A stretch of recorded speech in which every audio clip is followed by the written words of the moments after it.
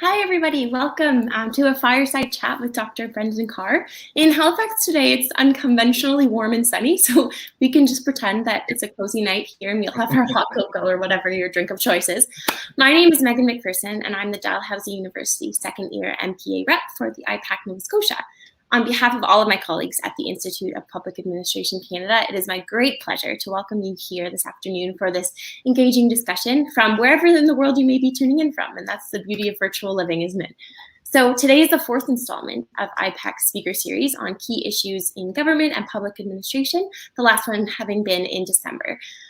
Each one is designed to bring together thoughtful, inspiring thinking from public sector leaders and practitioners, and today is certainly no exception. And after, of course, such a wild year with healthcare, we are really, really excited to have Brendan here and to get his expert insights.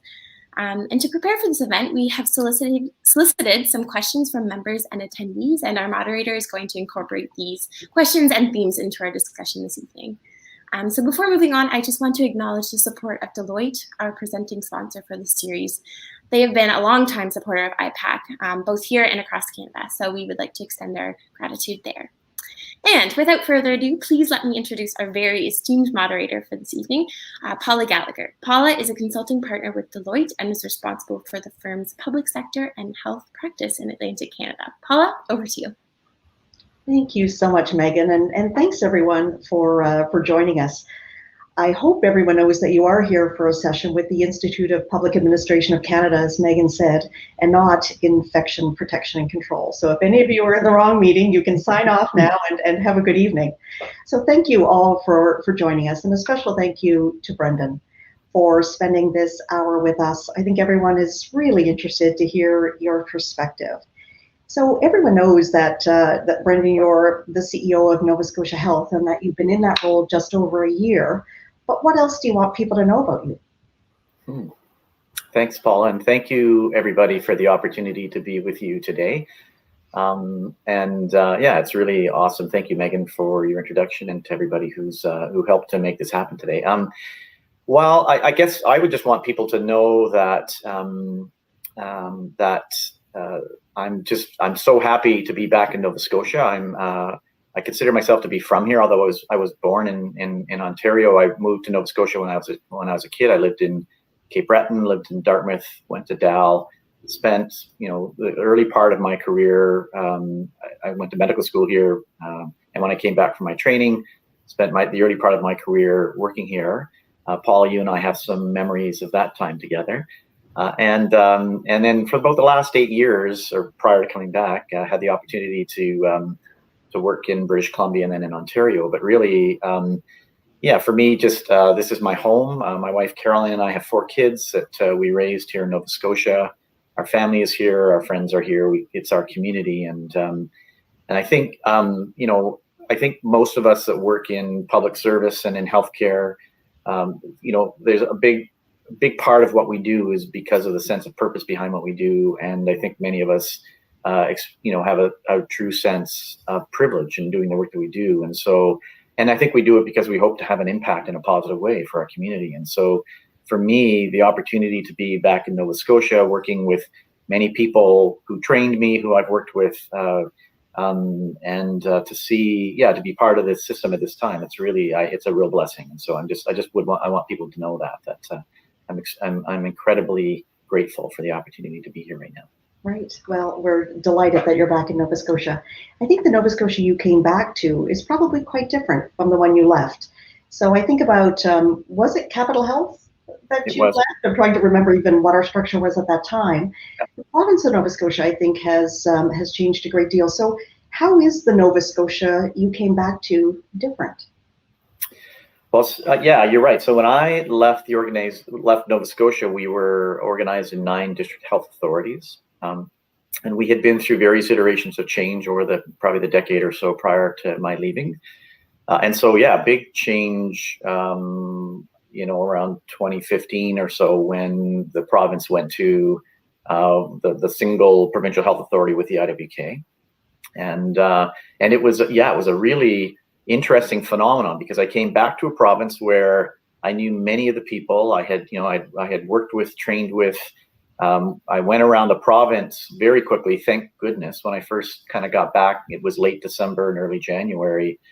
And I was reconnecting with people, but noticing that we were both different. I was different because I'd spent 8 or 9 years away doing very different work and working in different systems, which was a big learning opportunity for me. And the people that I was reconnecting with equally, were different. And the system, so it was interesting experience, because I think I had to be very careful while reconnecting at a personal level. I was very mindful about and intentional about not making assumptions about where people were or where the system was, based upon either what I knew in the past or what I had been reading in the media.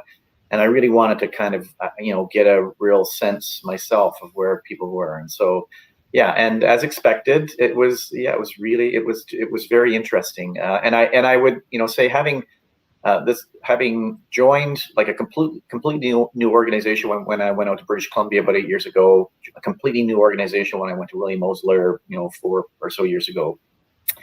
It was very different experience coming back into an organization, where you have some relationships and you have some knowledge, but at the same time had to be very careful not to make a bunch of assumptions that no longer held. That is so interesting, and I'm sure that some people may have made assumptions about you as well. So you weren't the Brendan who left Nova Scotia when you came back. So I'm sure that was interesting. And when I reflect back on, you mentioned our very early experience together. You and I were both quite early in our careers when we worked together. So Deloitte, and it was QE2 at the time, were doing some re-engineering work. And what struck me about you then was you were the one who would challenge, do we have to do this at all? If so, who is the right person to do this? In what setting should we do this? So you really stood out as someone who was very open-minded. I don't know if you know that or not, but that was definitely a real differentiating factor for you. So I'm just wondering, has that open-mindedness, how has that served you in your career? Yeah, thank you. And I'd like to believe that that's true. And I think it helps because in a lot of the work that we do, there really isn't a right or a wrong answer. There are oftentimes just many different perspectives on what is oftentimes a very complex issue. And I think as a leader, having the ability to really be open, truly be open, and to be able to understand maybe what your own perspective is, but to sort of suspend that and really with true curiosity try to understand different perspectives. I think that is a powerful skill or tool to have as a leader.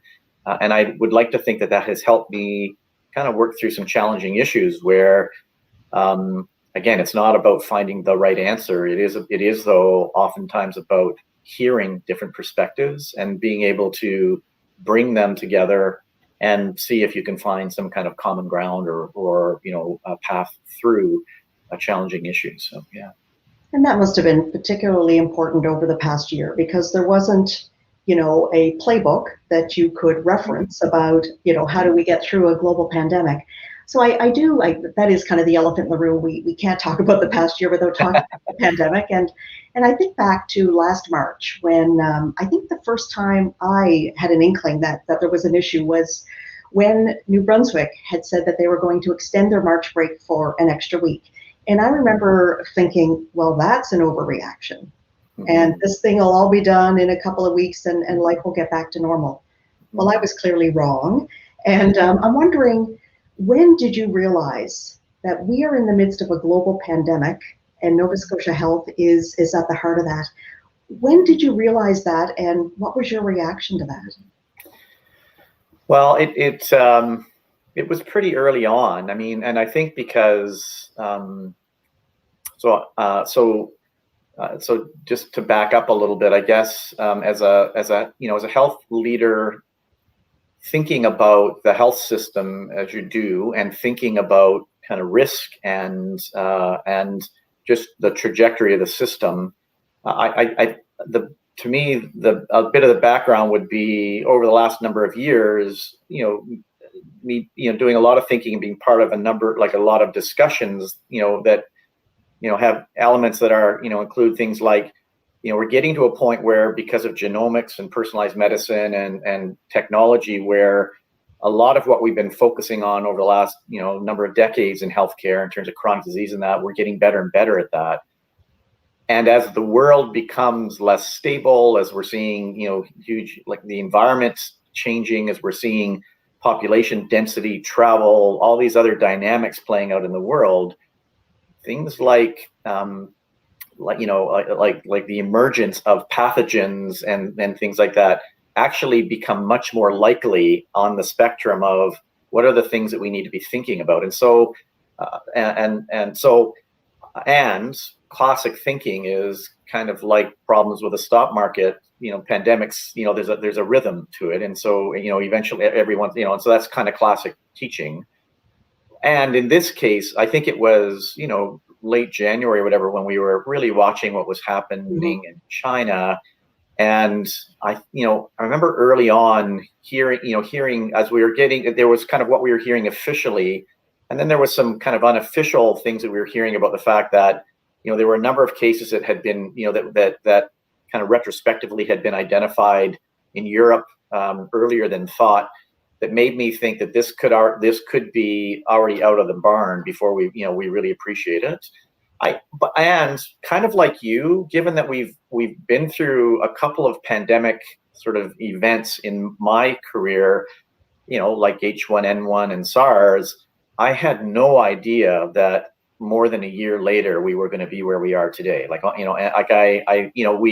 kind of dusted off our pandemic plan. We quickly pulled together our EOC structure.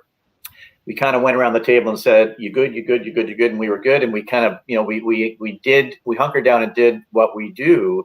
I had no idea at that point in time, really, the scale, and how dramatically this was going to really impact not just our society, but our health system, but the people in it and the people in our, like around the world. It really has been a once in a lifetime thing. Right. So thinking back over the last year, can you tell us what a typical day in the life of the CEO of Nova Scotia Health in the midst of the pandemic, what that might have looked like? And is there a particularly difficult day that might stand out in your mind? Yeah. And so certainly it's changed a little bit, depending upon where we've been in the pandemic, but certainly early on when we were, essentially, standing up our system, we were working with our existing pandemic plan and recalibrating it based upon, data that was coming.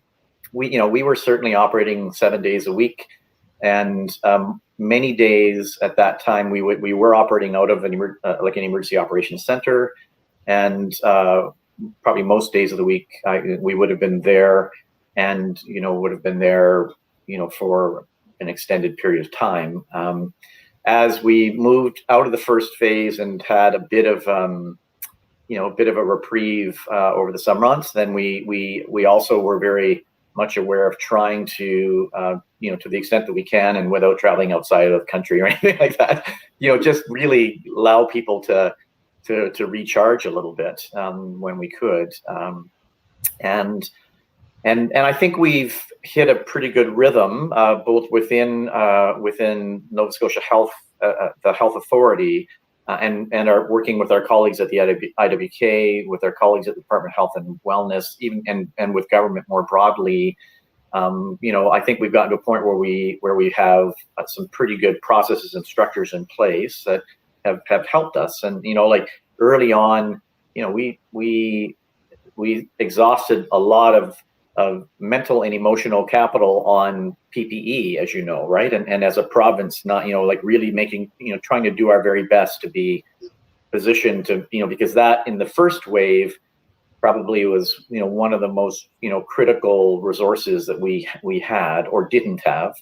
Whereas in the second phase, because we worked on the PPE thing, the real fear has been that we would be overwhelmed with a second wave, and that it's really been health human resources, and would we have the capacity to, operate all of our testing facilities, the assessment facilities, to take care of sick people in hospital, would we have enough ICU capacity in that? And thankfully for us, because largely of the work of Dr. Strang and the leadership of the Premier and others, that and every person in this province who has really leaned into this, we haven't been faced with that.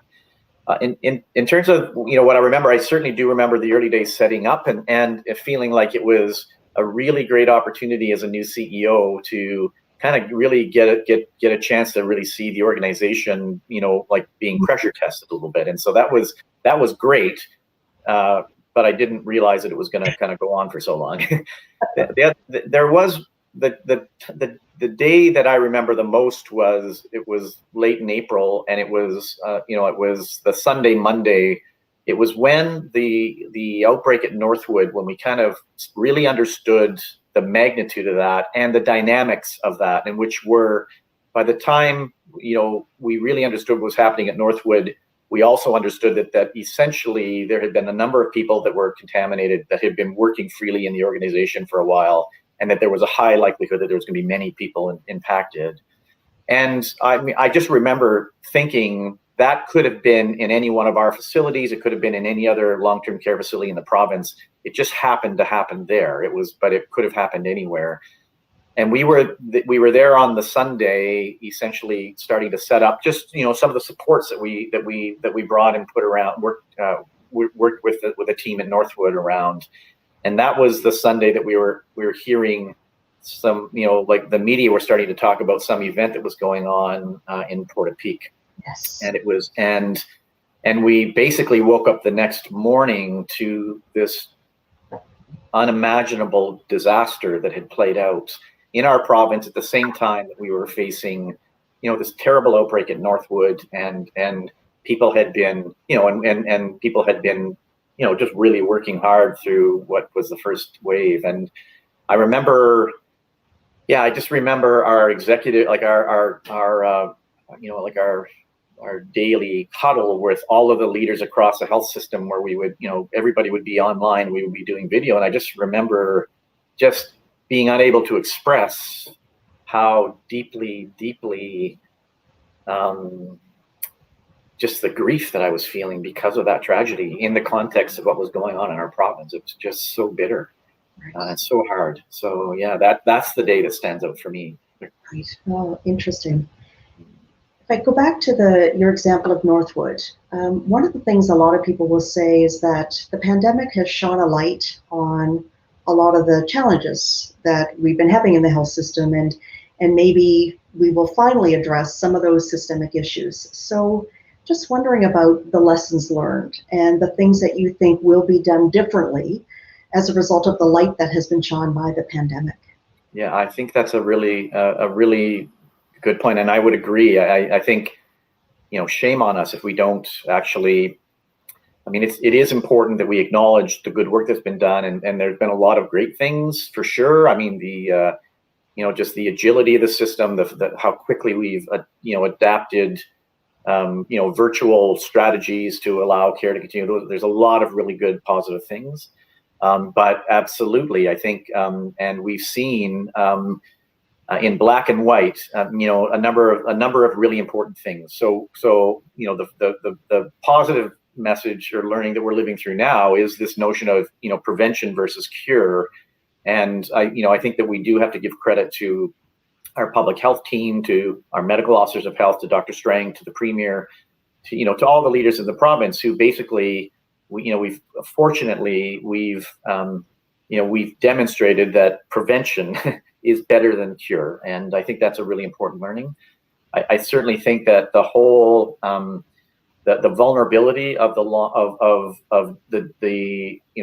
out of hospital sectors of care, home care, long-term care, I think, and understanding that these things are, it relates to infrastructure, it relates to how the staffing models, it relates to how well we as a system wrap around these other elements, and I'm really hopeful that we're going to approach that from the point of view of really learning about that and thinking about how we can do that better and differently going forward as a health system, as an integrated health system, truly.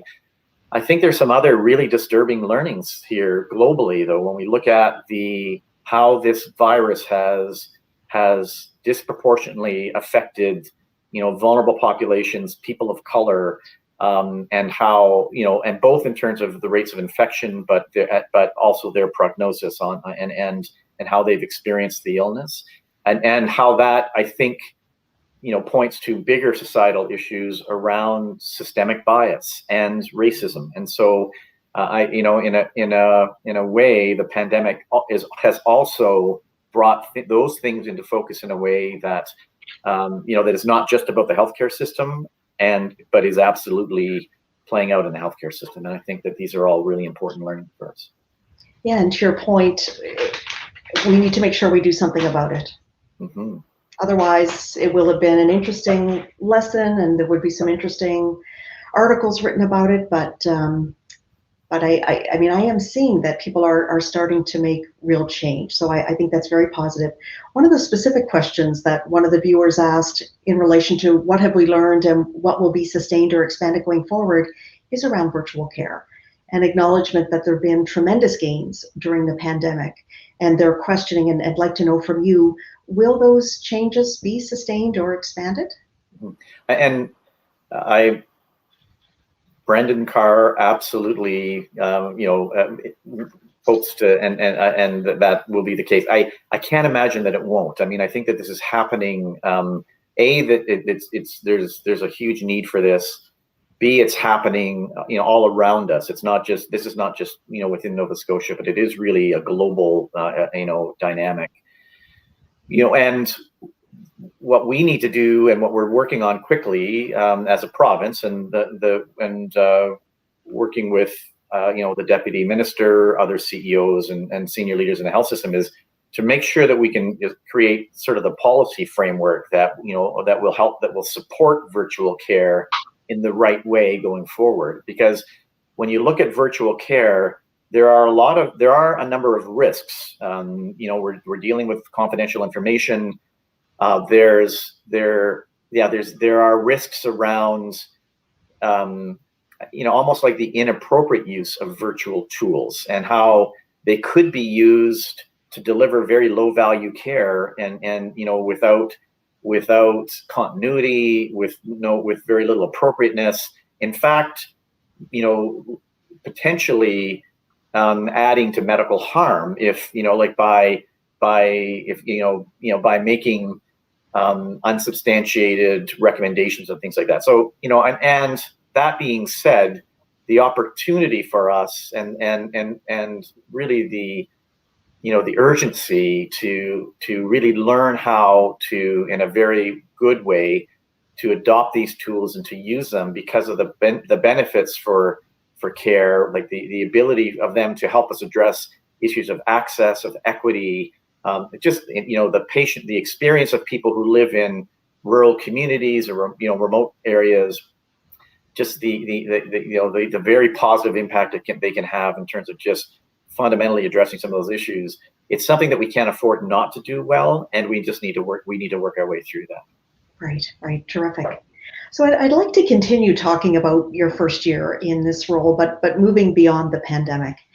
And when I look back, and getting ready for our discussion today, look back at what's been reported or published about you in the media, I see a number of themes that emerge that I think align with your priorities, and I'd like to dig into a few of them. The first one is integration, and you did just mention integration, but as you mentioned earlier, Nova Scotia Health was created about 6 years ago now, when the 9 former district health authorities came together.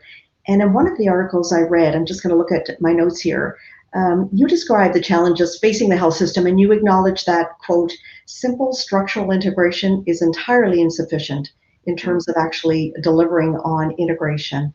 So can you talk more about that, and what is your vision for a truly integrated health system in Nova Scotia?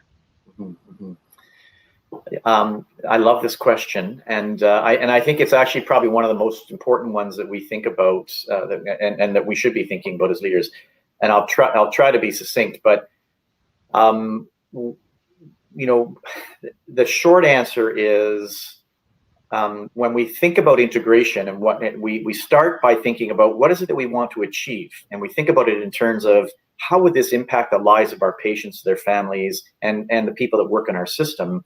And we think of it in terms of, wouldn't it be great if we created a system that where people they could easily access care, they could access it where they lived, that there would be seamlessness if they were moving from one practitioner to another, or different sites and settings of care, that there would be less fragmentation, that there would be less duplication, that it would be safer, that they would experience it kind of as a whole, and as something that is really there to support them. So and there's a similar kind of thought process around the people who work in the system. And I think what happens is we start with that idea, and then we kind of turn to the research on how do you get to an integrated system, and we read about sort of there are a number of technical things that need to happen, such as you need to have a structure that promotes integration. There needs to be clear accountability and decision making. You have to align resources in a way to do that. You have to have information systems and the ability to share information, governance, accountability mechanisms, et cetera, et cetera, et cetera. And then at the very bottom of this list, we then talk about things like, it's important that there is real clarity and focus in terms of what we're trying to achieve, that there is a sense of shared purpose amongst the people who are participating in this, it actually moves into the complexity aspect of this, around the fact that relationships really matter and that trust really matters. And so my observation, or that statement really was just to say, I think what we go from what do we want, why are we doing this, and why do we want to do this, into what's the path. And we do this a lot in healthcare. We kind of then get ourselves onto a path. We've done this in primary care, where we try, where in a similar way we've talked about trying to create a better primary healthcare system. We know that team-based care is part of that. And so we brought all of our focus to team-based care as if that's the end point. And there's lots of examples across Canada and elsewhere where you can actually create teams, but those teams don't necessarily achieve what you're looking for. Likewise with integration. And my experience has been, I've worked in two systems that are highly integrated, British Columbia and Nova Scotia. In Ontario, one of the reasons I was really curious to go there, I worked in a system that was arguably much less structurally integrated. Mm-hmm. And when we dealt with issues of how do we get some of our sickest patients, or patients who have non-medical complexity, who are in our hospital, people where we don't really offer much for them in a hospital, they really need social supports and other things like that. I would argue we were much more adept in Ontario with getting those people connected in the community with the right kinds of resources than we were in British Columbia or we might be here. And it wasn't because of the structure. It was because we had a real clarity of focus on that issue. We had we found a way to bring people to the table, and there was something in the system, some imperative and maybe some financial rewards that said to us, you need to figure this out, and we worked together to do that. So the structure is not enough. Like just creating a structure doesn't get you there. I think you have to keep your eye on what is it that we're trying to achieve. And I think you have to be checking back against that to say, okay, are we moving in the right direction? And if not, yes, we need a lot of those infrastructure or technical pieces to be lining up. And we really, though, need to be bringing people together in an ongoing conversation about how is what we're trying to achieve different than what we're doing, and are we prepared to let go a little bit of what we've been doing in order to really pursue what we think would be better for our patients in the long run, right? And that's a different conversation. Right, absolutely. And that for me connects with the next kind of theme that I had read about that I wanted to raise with you, and that was the notion of critical narrative. And I think some of the critical narrative that has surrounded Nova Scotia Health comes from the view that, we want this seamless system, the vision that you painted. And I think a number of people thought, well, we've got that. 2015, April 1st, 2015, we have one health authority, therefore we have integration. And I think that has created a lot of the critical narrative because there was no time spent going from structural integration to the kind of integration that you described. So I know again, in some of my readings, you had talked about, despite all the good work that your people do, they face critical narratives every day. And I'm pretty sure that the nature of the narratives have changed during COVID-19, but are you seeing a change, and what are you doing to try to change the tone of the narrative about your organization? And you've got a number of your people, I think, who are viewing us right now. What do you want to say to them? Well, I want them to know how proud I am of them, and how much I really do appreciate the work that they do every day. And I think I just want to say it's okay. Like this, so this, I think this is really important. And that critical narrative that I'm referring to is happening as much within our organization as is happening outside of the organization. So I'm, and I think it's really important that I note that I was intentional about speaking to that issue as I was entering the organization, because I didn't want to confuse this conversation with Brendan Carr trying to stand up for the work that I've been doing as a CEO of this organization. It was important to me to say, coming into this organization, as you do, I was, this is the work that I do. I was looking at our performance data. I was looking at our through Kai data to sort of see how is this organization, stacking up against their peers. I was looking at actual, in as quantitative way I could, trying to get a handle on how are we doing. And I just really felt that there was an imbalance between the prevailing narrative and what I was seeing as somebody joining the organization in terms of what are the assets that we have to work with here. And so, and I think it's in a way, part of it's understandable. Totally new organization. 5 years is not long in the maturity of a massive organization like this. So I think a lot of what people and you're right, a lot of people probably thought that as soon as we created the organization, we would have been achieving all those results. And the reality is it takes time to get there. And you start with the structure and you kind of build out from there. And so I think part of that is understandable. And I think, and I guess I'll just a couple of other things. I think that I do think that there's been a tendency to focus more on a critical perspective, and I would say not necessarily balanced. So I think it's important to critically appraise stuff, but critical appraisal is about objectively looking at information and sort of trying to figure out where the middle point is. And I think what we've been experiencing is sort of legacy narratives that are just kind of continue. And I've just been asking for people to just be aware of that and to give us a chance to demonstrate, and for people and for people, I guess, broadly to be aware of the quality of the health system that we have in this province, and including the IWK, that people really in this province should feel good about the quality of healthcare. We have amazing professionals. We have people who care, and I think COVID demonstrated we have a system that is agile and that can respond. I'm just asking for people to kind of give that, to give that a chance. And I'm really, really concerned about our staff, because, even pre-COVID, the people who come to work every day in healthcare, it's difficult work, and it's physically difficult, it's emotionally difficult, and when they're driving home, if all they're hearing is bad stuff about the system that they're part of, it can't help but impact them at a personal level. And I'm worried about that, because A, they don't deserve it, and B, if we keep doing that to them, eventually, we become, that whole narrative becomes part of undermining the very system that is so important to our community, and it undermines the trust of the people who are showing up for healthcare, who need us. And so I'm just asking for fairness. I'm just asking for objectivity. I'm asking, I just would really like for people to really critically think. And that oftentimes means that you don't just look at how we're doing, but you think about how are we doing compared to other people? what are we doing to try to address issues, and whether or not that's effective, and are we responding? Right.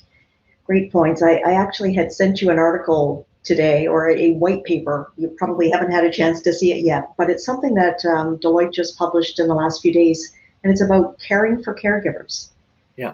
And it was really quite an interesting piece. It came out of the US, but just the fact that we have to pay attention to this.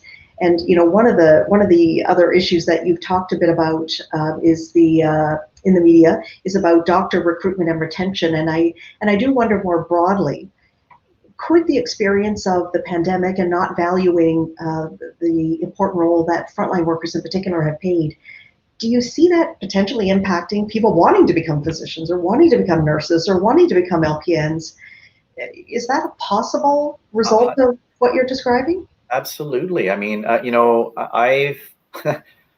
know lots of people, who I know who work within the healthcare system who, have conversations around their dinner table about, with their kids about whether or not they would want to work in that environment. And so I do think it has an impact, or it can have an impact. And I think that, the comment about physician recruitment, it does connect to this, because I think I was trying to express that, if we've said as a province that one of the most important things for us is to make sure that we have, we have, physicians here to look after patients and other health professionals. And we all believe that. We have to be just really careful that we don't just continuously undermine that by telling everybody what a terrible place it is to work. That's just not helpful. That's not, and it's not fair. When we actually when you actually talk to people who are working in our system, many of them really love working in the system, but and many of them are prepared to do the difficult work that they do. They just kind of need to be supported in that, and they need to be valued in that, and they need to be recognized for the work that they're doing. There's a bit an upside to this as well. I think because of the experience with the pandemic, we have seen more interest in people coming to Nova Scotia, and that's not because of the health authority. I think that's because of the province, and I think that and maybe this connects a little bit to that notion of how more virtual the world is becoming, where the idea of living in Nova Scotia is becoming, it's more accessible for lots of people. And so we've actually had more interest from people outside of the province considering coming to the province to work. And so that's a positive story. Right. And can you talk a bit more about, in addition to physicians, about nurse practitioners and other health professionals, and what are some of the concrete actions you're taking to try to ensure that we've got all of the clinicians we need? Mm-hmm.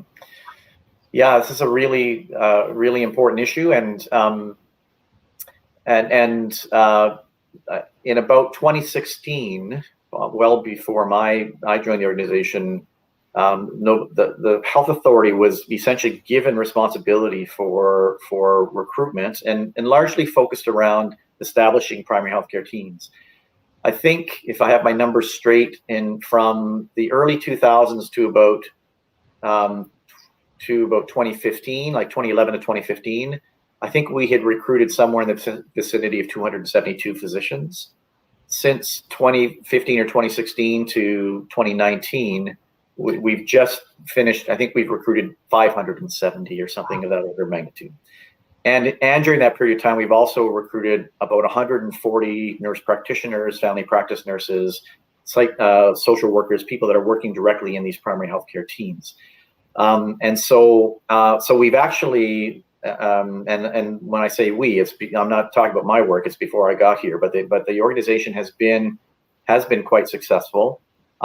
There is a very well developed recruitment team within our medical services portfolio who work with, the IWK, the Department of Health, Dalhousie, citizenship and immigration, this is, municipalities. We have dedicated resources, recruiters within each of the, in all of the zones in the province. We have a strategy that is an external strategy that is really about attracting people to Nova Scotia, where we work very, and our teams have really been incredibly effective at reaching out to finding either foreign medical graduates or people in other parts of the country, and connecting with them, and and finding ways, even virtually, to kind of bring them to Nova Scotia so that they can, and so there's a whole strategy around that. I think what's really exciting is there's also the strategy in the province, through Dalhousie. They've increased the number of medical students. They prototyped in Cape Breton what's called a longitudinal integrated clerkship program, where undergraduate medical students spend about a year of their time within a community. We're now replicating that on the South Shore. I would expect that we're going to do that in other communities around the province.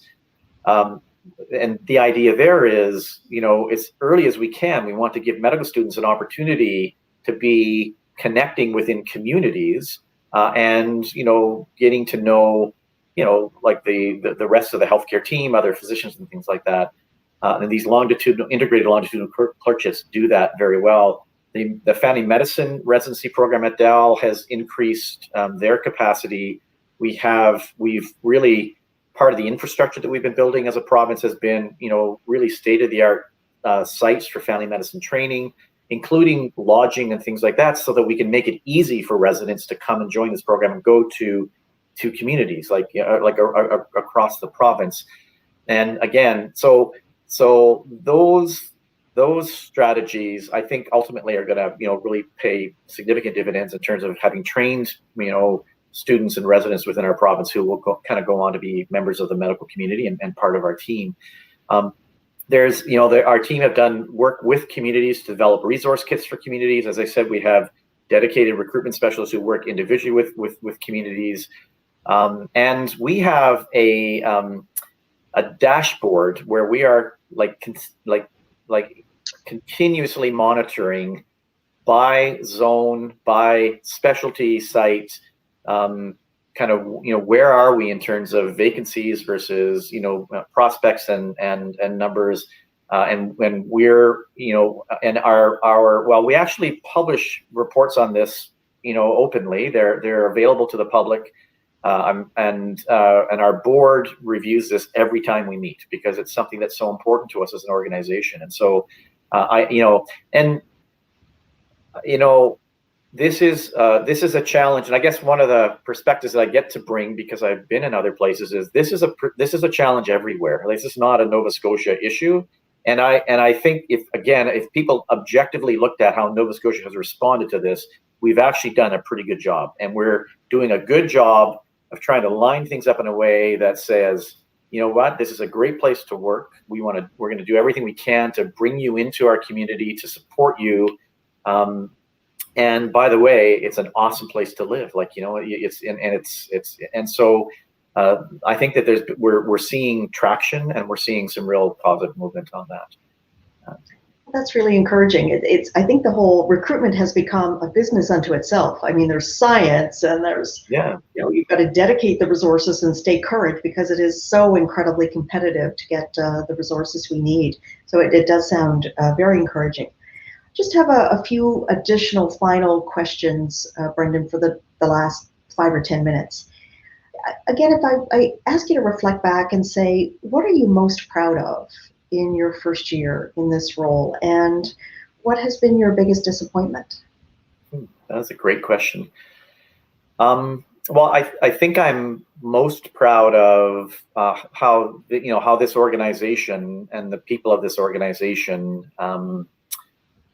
most proud of how they showed who they are, and how they demonstrated their commitment to the province, and to the people that we serve in the pandemic. I mean, and I'm talking about everybody that comes to work every day, and who keeps our hospitals clean, who make sure that we have food for people, who are involved in supporting patients moving from point A to point B, to providing direct care.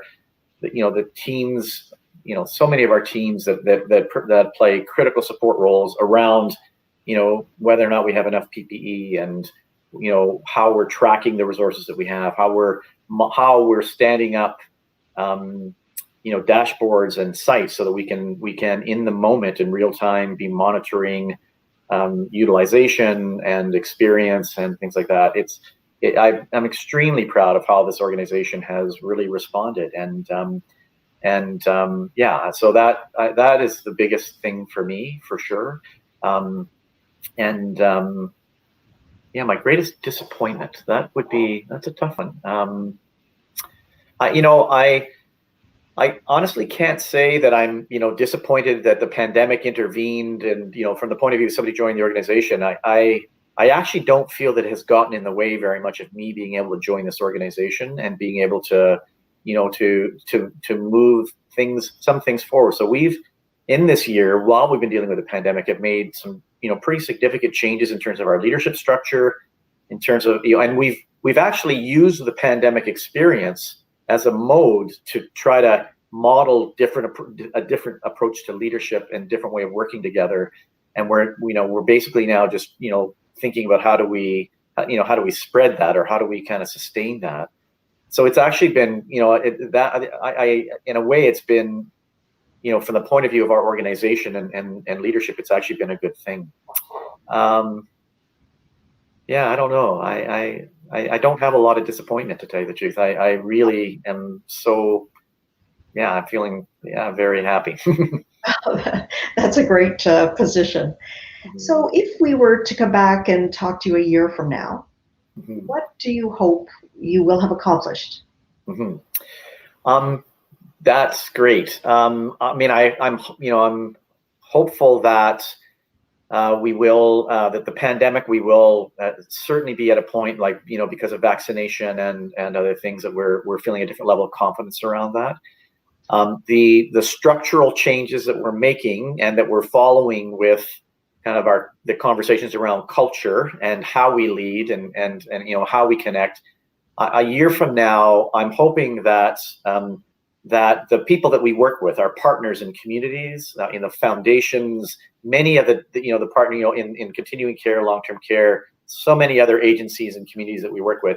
My hope is that a year from now, that they're experiencing a different Nova Scotia Health, that they feel connected to our, that they know who the leaders are that they need to talk to, that they feel that we are interested, and that we are, showing up as partners, and that we are prepared together to really address some of the challenging issues facing our system.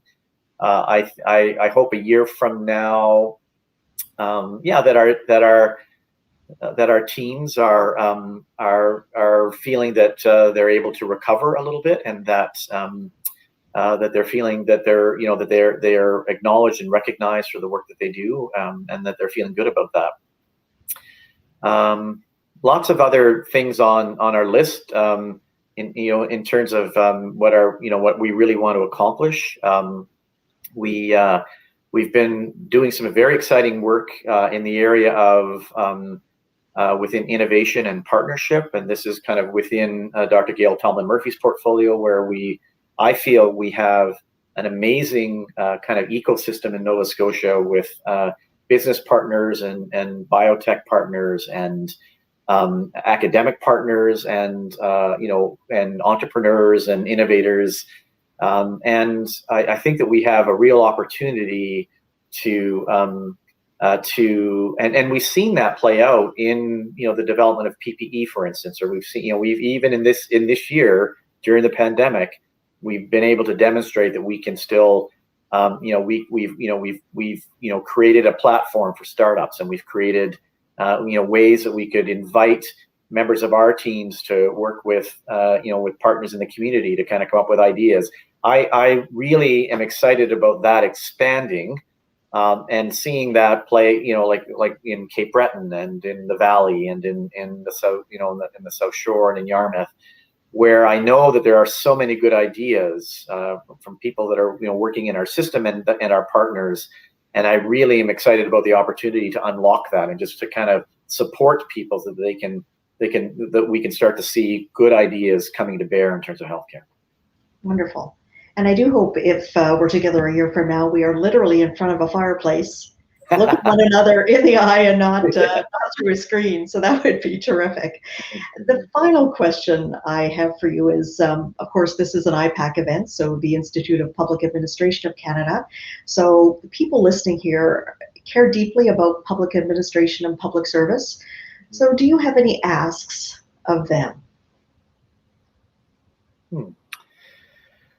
Well, the first ask would be to say that I think we share that, and I think I would want this audience to know that personally I feel a deep sense of commitment to the principles and values of stewardship in our public system, and I think our team do, and